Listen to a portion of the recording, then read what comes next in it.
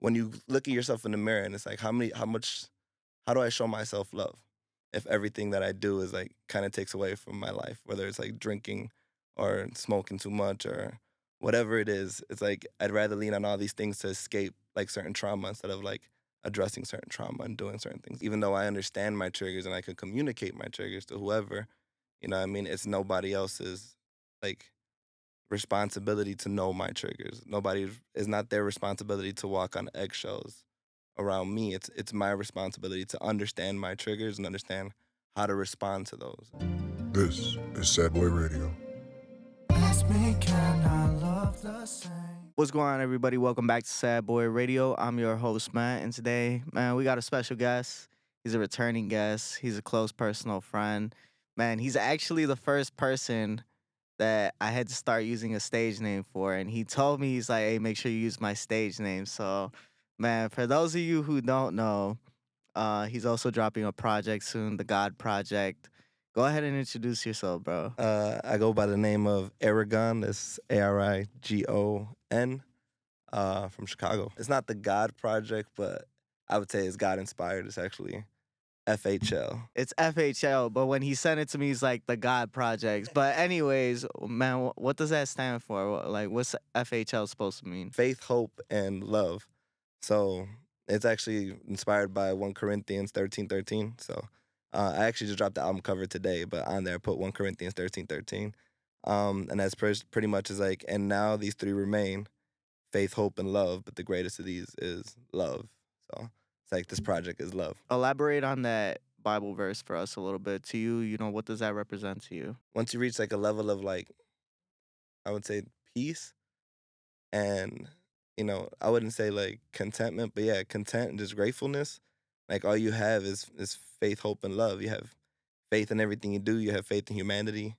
You have hope in everything that you're praying for, and I feel like you carry yourself with love and you deliver love. It's like that's how you could be. Why did it stick out to you so much? I feel like it's what the world's missing right now. I feel like a lot of people lack faith in general, not necessarily like religious faith, but just like faith and like things that they could do, like better versions of themselves that they could be. You know what I mean? Like hope. Like a lot of people walk around hopeless, but won't like they won't admit to be hopeless or own their hopelessness, so they can't heal from their hopelessness. And it's like because of that they lack love, or they can't give love because of love they haven't received. Like there's a lot of different ways that you could run with it, but I don't know. It's also kind of pretty much where I picked off from the last one, from like State of Mind 121, where I was kind of just like asking myself these like questions or like kind of diving into the word a little bit more. So it's like here it's more like picking off from there, more affirmative and like a message of just love and like redemption. I definitely want to touch on that specifically too, because when that project came out, right, the last one, State of Mind, it was an important project for me, and I don't even know if you really know that. And that's because I was going through so many different things. You released it around the time that we had really got started with this. So, going through that album, and I don't remember the actual title, but I remember you titled it originally Therapy. And I asked you, I'm like, why'd you change it? He's like, because the whole album's therapy for me. So to specifically name that one song Therapy, like, it didn't make sense. But one example, right? Get My Mind Right. That one was like, damn, that shit hit, because when you're going through shit, you disappear on people. And it's not just you, it's a lot of people. A lot of people don't know how to communicate their feelings. They don't know what to say to somebody. And even when they do communicate, it's like, well, you're not really going to understand me. So why am I really going to tell you so you could feel bad for me? I don't want your pity, but I want somebody to talk to. I want somebody to truly, truly, truly understand what I'm saying. And a lot of the times we don't get that. Just like you said, having that hopelessness. I have this hopelessness that I'm trying to figure out myself, and nobody else can give me the answers. So I'm just looking for something to help me feel better at the end of the day. Yeah. What's one of those biggest personal changes you've seen in yourself since State of Mind going onto this project? First of all, I'm not gonna speed past everything you said because I do appreciate everything you said. That's like affirmative to like my goal with music. Cause like for me, there's certain songs that I've like related to or like I've been there where it's like you kind of feel like that artist is like speaking what you're going through and almost like having the conversation that you need with you without you having to really have it. And so for you to say that, it's like that was my intention because I make music as I live it. So it's like I'm going through this music and I'm writing it as I'm having conversations or as I'm feeling the emotion and I'm listening to it as like I record it and I'm still living to as I'm listening to it. Like by the time I drop it, I'm like I'm done with that. I'm on to the next project and I don't really it's not it's not like the times are few where I actually come back and like somebody says, your song or your music did exactly what you meant for it to do essentially. So I appreciate that. But for me, the biggest change I would say is like I did quit drinking. I did quit a lot of shit. But the main thing was quitting drinking. Going on 10, 11 months now. So June 4th will be 11 months. So July 4th will be a year. Um, and that was just like a personal change where it's like after like reading like the word and like getting more just like self discipline. Um, it was one of those things where it's like, man, let me just try it. Like let me make a change that I've kind of always told myself that I wanted to do, but it was like let me just stand affirmative. And I know a lot of people have done it for like a couple months or whatever. I'm like, let me just try a year. Let me just see how my life changes from that. And for me, it changed a lot. It changed like I still go out, like I'll still hang with the same people and everything, but it's like it's changed my interactions. I feel more like present, feel more energetic. I realize that I like personally don't need like alcohol. Um, and it's crazy how many things like that kind of like leads to. You feel smarter? I wouldn't say smarter. I feel like more motivated to do things, more motivated to kind of seek or put action behind like the ideas that I have or the thoughts that I have. Like kind of just I feel healthier. It's like without drinking, it's like that changed my diet. That changed like my like workout routines, things like that, which kind of changed like my mental health. I had effects on my mental health. You know what I mean? It's like lifestyle change that overall just impacted me. I feel like spiritually and mentally. So yeah, smarter, I guess. I say smarter because there was a period where I stopped drinking during the pandemic, and that's when I was really like getting into working out. And just like you're saying, right? You start to feel healthier. Your mind clears up a little more, and at that time, man, I thought I was like the master of communication. I don't know what it was, but I felt like a genius when it came to communicating anything. So that's why I say like your brain is finally not clouded. You're thinking clear and you're able to just, you feel smarter in a sense. I don't know. That was me. That was my personal experience. I gave myself a year, and this is actually a question that came up that I was asking my friends, and they couldn't give me an answer. It's like, because I'm like, why would I drink now? I don't find a reason to actually have alcohol. So it's like, why'd you go back to drinking? I knew eventually I was going to drink. It was just the fact that I wanted to start living a healthier lifestyle for at least a little bit, lose weight, get get right as far as physically, and then you start to see the mental effects. That was probably the happiest I ever felt in my life. Even though we were on lockdown and there was so much shit going on, I just felt like I could think clearly and everything was running smoothly, at least personally for me. For me, the funny thing is like I've done it like while going out. So it's like while being around, and I bring like my non-alcoholic like beers and shit, and it's a placebo effect. So that's why I was asking. I'm like, I really don't know the need that I have for alcohol. It's just like I appreciate the people I'm experiencing the moment with. I appreciate experiencing the moment. So it's like, why should I drink? So that's kind of where I'm at right now, which is why I asked the question. What do you feel like is stopping you from going back to drinking? Do you feel like there's a deeper rooted issue that you're afraid to go back to, a habit you're afraid of falling back into? I definitely had some nights I'm not proud of. I mean, I rapped about it before, but I feel like I was already at a point where I was kind of moderating it. But I think like I'm just done. One thing I appreciate is like no hangovers. I appreciate, what I mean, being able to remember like an entire night. You know what I mean?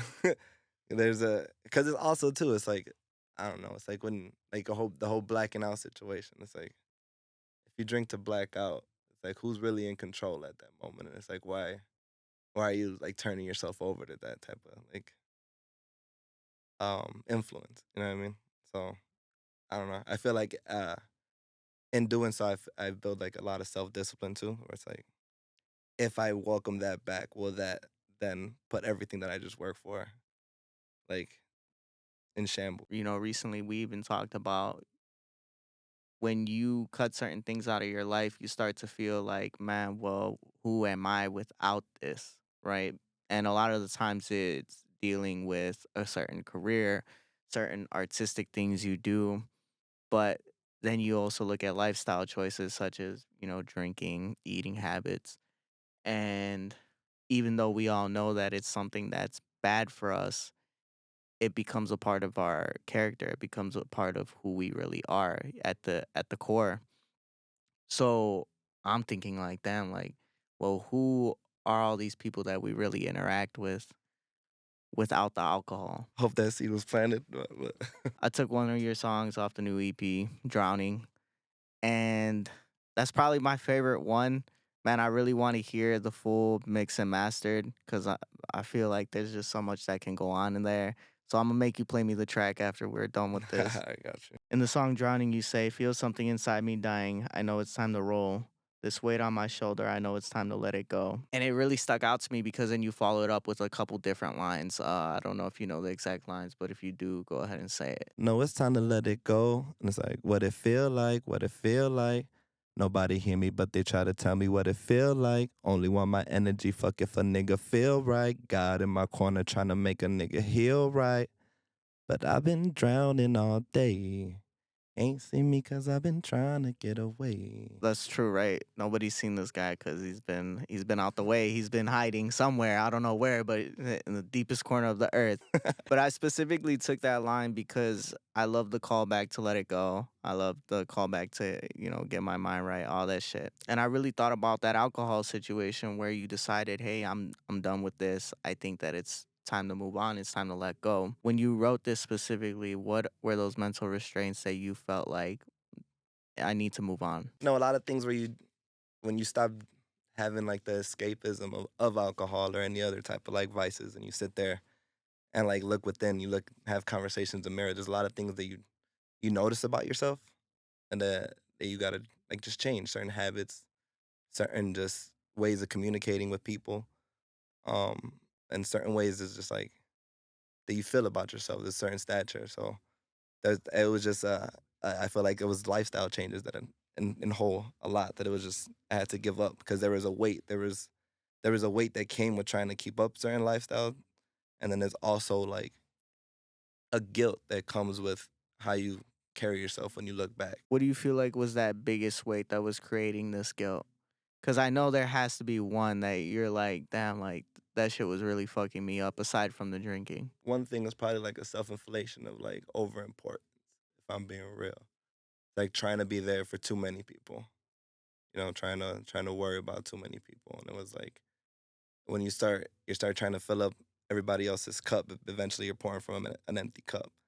So it's like now it's like I realized I was trying to do certain things or reach certain people when it was like really I needed to be taking my own advice and like first reach myself, first see where I can if I'm gonna preach, practice what I preach. And I mean put myself in a place. And then with that journey, it's like you see the people that are there that motivate you. You see the people that were there to enable the person that you're not trying to be. And so it's like when you see the person you're not trying to be, you let go of it and you don't feel guilty and you kind of just move with a purpose. In what ways do you feel like it was impacting your day to day life? For the most part, it was impacting like my productivity. You know what I mean? Just as far as like being able to just get up and do things like for myself, as far as like even like eating right or like just like doing exercises, shit like that. Um, and also just it stopped me from like being able to plan. Like I could see that I wasn't giving full thought to like a vision of like where I was going, type thing. It was more just right here, right now. What I could take care of, I could take care of, and you know what I mean, just trying to I don't know, just give too much. So it was no room for like actual like peace of mind. So it's like I felt like once I started disciplining and being more like conscious of my like mental health and like being disciplined and making the lifestyle changes that are necessary, like I felt like I was more productive. I'm able to take care of myself better and feel more peace, feel more joy. It's hard when you've done so much for somebody else or you've done so much for a bunch of people and you don't see the love being given back. And maybe that's just because you are clouded, you're blinded. Maybe you just don't realize that the way that they're giving love is the only way that they know how to give love. But I say this because there's a lot of the times where I feel like I've gone out of my way to help somebody. And when you need them, they're not there. And just like you're saying, right? Everybody wants you to keep pouring into their cups until eventually you're out. And then where is everybody when you need them? But to that point, I feel like one thing that has also changed is I feel like I've gotten or tried to eliminate that mentality of what is everybody else doing for me? Because like at a certain point, you have to own your consciousness. Like if you're conscious of in ways of people that they're not, it's like you can't expect yourself from somebody else. Like not that we're all Superman, but like Superman don't complain when nobody comes to save him. You know what I mean? He's the one with the cape. He's the one with the suit. He's the one with the powers. So it's like, how is he gonna cry out when nobody else is reciprocating him? Should he just turn around and be like, "No, I ain't gonna save nobody"? He's fictional. But it's like when you think of it like that, it's like, bro, you own it, own your position, own where you're at. And if somebody gives you less of themselves than you give them, that's more of a place to show compassion, where it's like, yo, like maybe I was raised better, maybe I got more love than them, maybe I was just raised different. Like I'm gonna just still be me. I'm not gonna make them determine who I am. I'm gonna keep being who I am and spreading the light I want to spread. You know what I mean? And I feel like once you eliminate that, you become more grateful of your position, and it's less about what are people doing for me. And it's like, how can I give more? But it comes from a point where it's like, like that gratitude, it like it fills you. You know what I mean? That's where it's like that empty cup, instead of pouring from it, you're pouring from a place of gratitude, a place of acknowledgement that you're in a good place. There's a balance to it, right? And maybe that's why there's people in the world who see it so pessimistically, where they see like nobody helped me out, nobody gave me anything. So why should I help somebody else? And to that point, they're not 100% wrong, but they're not 100% right. Because when you are doing things, you should do it out of love. You should be doing it out of the kindness of your heart and wanting to help others. But at the same time, there's still that selfishness, and it's within everybody where you're thinking like, well, yeah, I had to earn my shit. I had to do everything in my power to get to where I wanted to be. And I'm not even talking in general of like, this is as a person, this isn't as a, podcaster, artist, this is as a general person, right? Yeah. You see somebody that needs your help, okay, you're gonna go help them, right? Stranger. But a lot of the times when it comes to helping your friend out, it's crazy the amount of people who are close to you that will kind of just turn a blind eye. It's at the same time, it's like, were you there? Were you their assignment to help? You know what I mean? It's like maybe they don't help because you're both at equal places. You know what I mean? Where it's like also that's a place to examine your circle too. It's like, are you just in a circle of people that no matter what you do aren't gonna be there for you? It's like that's where maybe if you change a lifestyle or a habit, you'll see who really gets eliminated and who sticks around. Who encourages when you do something for yourself versus who enables you to be a lesser version of yourself. I guarantee the people that aren't reciprocating that energy are the people that are enabling the lesser version of yourself versus the people that are going to elevate you. They're always going to be there for you. Those are the people that are going to draw that bigger side of you, because you know damn well they're going to be there for you in return. There's the ones you don't question. I mean, this is a concept you've talked about in your music constantly. So what was the major change for you? What was the moment that made you start looking at everything differently? Reading the Bible, like, but reading the Bible for what it is, and not like a religious thing, like more just like getting to know like who Jesus Christ was and how he carried himself. And it's like for me, the way I look at it, like there's like R.I.P. Kobe, right? Kobe left the Mamba mentality. And it's like whenever you want to push hard and when you're trying to go and do something or prove something or whatever, it goes without defining. Look at Kobe, we know Mamba mentality. So when you want to trigger that, and whatever you're doing in your life, or you're on the court and you want to shoot and be like Kobe, or you're shooting something like it's a Mamba mentality, you're gonna trigger in the way that you're doing it, and in essence, you're triggering the spirit of him. You want to be like him, the same way that he wanted to be like MJ. You know what I mean? And to tie them together and how I think of it, it's like Kobe became a great basketball player because he followed the fundamentals that MJ laid. Like MJ's the greatest of all time. He's the GOAT in basketball. So it's like if you want to learn how to play the game, you want to learn from the GOAT, right? So it's like when I think of this life, when I think of like peace and like fruits of the spirit, it's like who is the GOAT of this life? Like who really changed the timeline? Like in my opinion, you know what I mean? So it's not really, it's like fact. Like there's BC and there's the time we're living in, and BC is before Christ. Like he impacted a whole like history line. So whatever he did, however he lived his life, whatever mentality he left back, it was like it impacted a whole thing to the fact that we're still arguing about what it means or what he meant 2,000 years later. So it's like if I want to try to like follow somebody, it would be him. And then when you started reading his story, it's like I don't know. You try to show more love. You see where it becomes compassion. You see where you don't judge other people, and you see you kind of just once you try to embody that, it's a life changing experience. I feel, and that's where I was coming from with this project. What pushed you to start getting into it like that? My mental health, uh, like on my last project, I said I was diagnosed as like bipolar, which I feel like is misdiagnosed. I do have to go back, but at the end of the day, like, and I'm being real right now, but there's also borderline personality disorder, which a lot of the time is misdiagnosed as bipolar. So it's a lot of the same characteristics. One's a chemical imbalance, one's not. I saw how easy it was to go in there and take a survey, get diagnosed, get pills, and it was just like, hold on, you're gonna judge a chemical imbalance off of how I answer a certain amount of questions. Is this easy to rely on a pill? And if what if I would have just like started taking it? You know what I mean? Like things like that. When I started asking, like, how long is this gonna? It was like just take a little bit at a time. After 6 months or whatever, we'll see where it's at. And it's like, so I'm giving my mind over to this drug, and this isn't like anti big pharma. Don't sue me. But it's like for me, it's like how much of my mind am I gonna give to this drug without making a lifestyle change first, without really trying to address everything that I've been like I do binge drink. I do like have an unhealthy diet. I am doing all these other things that aren't good for just like me, my mentality. You know, certain things. I don't work out, like things that all impact your mental health. I do hit these freaking pashas that nicotine does impact your mental health. And so it's like, why don't I try all of that first? You know what I mean? And I feel like there's kind of where I was raised in the church. Like I was Catholic for like 19 years. For like 10 years I didn't go to church at all. Um, and I feel like those 10 years were like the years where I wasn't the person that I'm proud of. You know what I mean?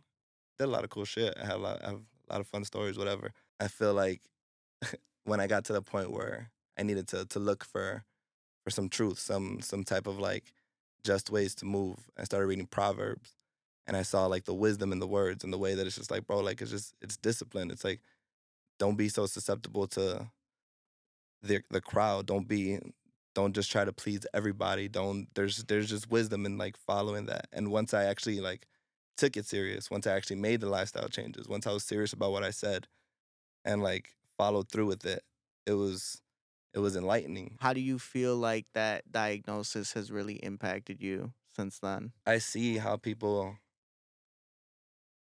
will look for like the easiest route to fixing or to numbing a pain or numbing a trauma or numbing something in their life instead of like making like addressing the problem and like making the lifestyle change. Like you know what I mean? And that's it's because for me, ever since I made these lifestyle changes and like made been conscious of, the mental health that I want it to be, not just talking about it and just saying, yeah, no, I know I should do it. Like actually like doing it, taking care of myself. Like I feel like people just need to take care of themselves. And it was funny because I forgot the name of the J. Cole song, but it was a quote and I posted it because it was like, he's like, you ain't crazy, motherfucker. You just scared to change. And it's like, I feel like so many people are just scared to change their lifestyles instead of recognizing that maybe they're doing something that's not, benefiting them. And there's an escapism to that. So I don't know. I don't know if I went off topic. In a sense, what I want to know is really how do you feel like that diagnosis has impacted your day to day, right? Because I feel like it's something that it's big, but every time I've talked to, it seems like it kind of gets brushed over, right? and it's not a bad thing. But I want to understand you and like what that diagnosis really meant to you. I felt like it just gave me more of myself to understand and not really put on other people. It's like understand my triggers, understand where those triggers come from, where they're rooted. You know what I mean? And force myself to discipline myself. And it's like even though I understand my triggers and I can communicate my triggers to whoever, you know what I mean, it's nobody else's like responsibility to know my triggers. Nobody is not their responsibility to walk on eggshells around me. It's my responsibility to understand my triggers and understand how to respond to those. And you know what I mean? And yeah, you can run with a diagnosis like that and I'm not and you know what I mean like you can run with it and make excuses for how you act and make it everybody else's responsibility to how they act around you or you can make a lifestyle change and you could do the things and really try to instill some type of like discipline in your life. And it's like if you aren't doing that, if you're not doing every single thing that you can, and I'm not saying that people like a lot of people don't, but they a lot of people don't. Like I am saying that. If you're not doing everything to take care of yourself, it's nobody else's responsibility to be mindful of you. And that's one thing that I noticed. And also you see who really like does the work to care for themselves and the people that kind of how Chris Rock put it, the emergency room filled with paper cuts. They'll rely on their mental health diagnosis or their mental health issue, their mental health disorder as a crutch. They'll use it as, oh, well, I suffer from depression, I suffer from anxiety. So now the world owes me something because I'm, and I don't, man, I don't even want to go that far, right? But even for me, right? I've had my fair share of anxiety, man. If I drink fucking coffee, I can't write, I can't function, I can't do anything the rest of the day. So what do? I don't fucking drink coffee. If I know something's gonna upset me and really put me over the edge and just like make me non-functional, I avoid it.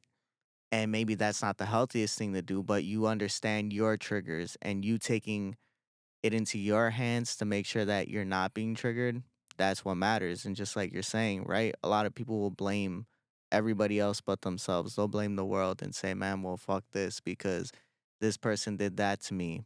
Now I can't function properly. What you described is you're kind of showing yourself respect in the essence, right? You're giving yourself the respect to understand yourself and make yourself aware of your own triggers. So it's like in learning to respect yourself, there's a compassion there that's developed to understand where somebody else might be coming from. So if you suffer from anxiety and you understand what anxiety is and you see it in somebody else, you're not going to jump and act like crazy. You're going to be like, oh, he's probably going through some, I don't know. It's going to change the way you respond. And if that person understands themselves, they'll respond to people differently. So really, it's like the deeper you understand yourself is how you understand somebody else, which is like it sounds like simple, but that's also something that's like in the Bible. Love your man as you love your like love your fellow man as you love yourself. You know what I mean? Like so it's like really you have to learn to love yourself. And it's like when you look at yourself in the mirror and it's like how do I show myself love?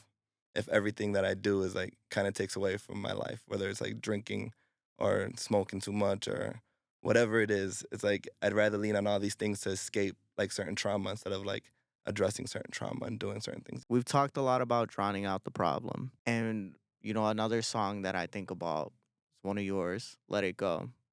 And I mentioned it to you before, I'm pretty sure. There was a time where that song was on repeat for me. I was sitting in my car and I just had a moment where I really thought about all the things that had been bothering me, all these issues that were going on in my life. And I've talked about it so much on here, right? Because that's how we got started with this shit. I just wanted to talk about some shit that was going on with me and I didn't have anybody to listen to. So I turned to music and music was what made me feel better. It helped me express myself in ways that words couldn't at the time. And you just say you just got to let it go and that really hit. But before all of that, right? There's these traumas that you go through. There's these things that happen to you that force you to be the way that you are. A lot of the times we drown ourselves in a certain vice, right? We drown ourselves in love. We drown ourselves in alcohol. We drown ourselves in drugs. We do everything to run away from the problem rather than face it. And I specifically thought of the song Scarred by Giveon, where he says, you're under me, but I'm not over all the things I told you. Oh, girl, I'm broken. My last love was cold, so now I gotta be the coldest. And for me, I related to that on the sense that I was completely broken in the fact of love. I was broken in the fact that, damn, this shit didn't work out and I did everything in my power to make it work. So now I'm gonna hurt the next person just because I wanna have that power. I wanna feel better about myself. So drowning yourself in this attention, drowning yourself in other people's love in a sense so that you could feel better. That was me, right? For you, it might have been drinking, where you were drinking to suppress these certain things. What was the trauma that you felt like you were running away from? I feel like my trauma is relational, um, based off of like my relationships with certain people, mm, and also just things like that I witnessed at like an early age or things that I was there for. Certain things that were I was susceptible to, or certain things that were made available to me at an early age that I probably shouldn't have known or been around or experienced. Um, and then also feeling like I had to be I had to, I don't know, be a presence that wasn't necessarily required of myself. How do you feel like drinking helped you suppress this? It makes you social, makes you not feel, it numbs you. Also, drinking leads to socialization. Like when you're socializing, you don't care who you're drinking with. You just care that you're just going out, you're having a good time. You know what I mean? Um, Also, it's like you don't even realize how much like you're kind of just so in the moment and just so like out. Like you're not caring about anything. You're not caring about like getting back home or how you gonna you know what I mean how you gonna do or like you're not caring about the experience. You're just caring about like drinking. There's a lot of other changes that stem. So like drinking is not the only change. It's not. And I know it's like okay to drink. So it's not like everybody needs to quit drinking. I'm not. But for me, um, it's kind of like I'm not going out just to drink. Like, who am I chilling with? Why am I chilling with them? Like, what's the what's the interaction gonna be? Am I going for like to say what's up or like really like interact and like catch up, or are we going to just like get fucked up and like just vibe and like just like I feel for me, I'm more on the interactive. Like I want to experience people. Like I'm conscious of the experiences that I'm having. More of just like I'm just gonna be there just to vibe. Like because I don't want to be open to there's you shouldn't be open to everybody's energy, and I feel like drinking like allows you to be open to anybody's energy because you lose control of yourself. You know what I mean? Especially if you drink too much and you black out. Eventually, I felt like it was a crutch to be social instead of like me just socializing to be me. You know what I mean? Like it's like, and I feel like a lot of people do that. We gotta have a few beers before we get loose or have a couple drinks, and it's like, but why? Like, why can't I just come over and just be happy to be an experience? Like there was a time in my life before drinking where it was like I was just chilling with friends and we were just happy being in each other's presence.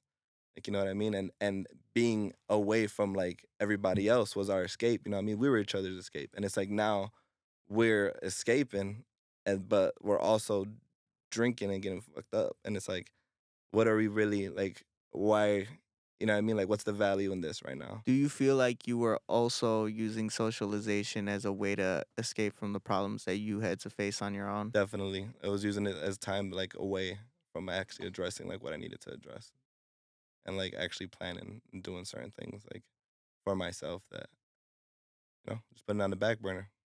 Just killing time over here, glorifying the moment, glorifying money, which is like also like just certain things where that's a quote from the album on Money, where it's like money be the only thing take the pain from me, money be the only thing change the thing I see, money be the only thing take me where I need, money be driving us all crazy.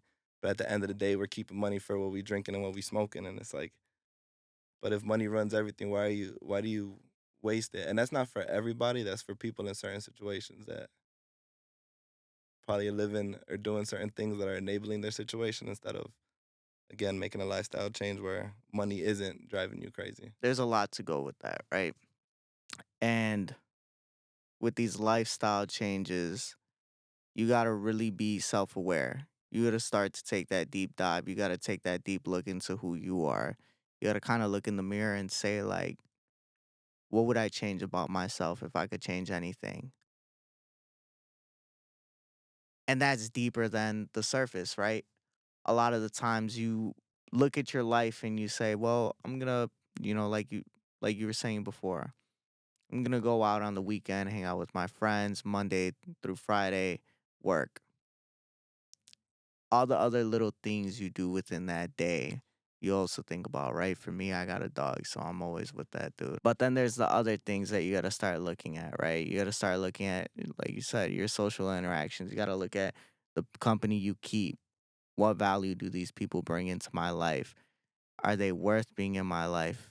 Are they helping me be a better person than I was yesterday? And a lot of the times when you look at that, they aren't. And it's like a lot of people don't want to have that talk with themselves, don't want to face that reality of, maybe I need to change something. Like, and it's this is specifically like this message is for those people that complain about it too, because that's what's hard. It's like it's one thing kind of going through things and not understanding, but it's the or like just blindly going through things. But the people that complain and won't change is like what gets me. It's like, what are you complaining about? Because to me, there's no complaints. There's either like you either have like a solution or you deal with it. You know what I mean? And it's like, so if you're gonna complain about something, then change something. And that's the thing where it's like, I guess that's like a fire that burns me. It's like, bro, like change something. It's like telling people to change. It's like, you know what? Maybe I should change. What should I change about myself? What was the final straw for you? What made you really decide, like, hey, I need to take a look at myself and some things need to change? And after cousin, my cousin passed away, last year, he he had similar situations with like drinking and stuff. And I remember when we had a conversation, what I mean, one time when we related about like blacking out. But he was older. He eventually made the lifestyle change of quitting drinking, lived a healthier life. He did his thing, you know what I mean? And so, um, I made a song for him too. It's on the album. It's called "To Eli." Feature him on it. But when he passed away, it was like for me, it was like it was a, it was kind of like a motivation because I seen him quit drinking. You know what I mean? So it's like I think I'm gonna try it. Like it's possible. It's not impossible. Like he was able to come around family and go about his environment and not drink. Like Well, shit, bro. I hope you continue on this path. I hope you continue to grow and, be a better version of you than you were the day before, than you were a year ago.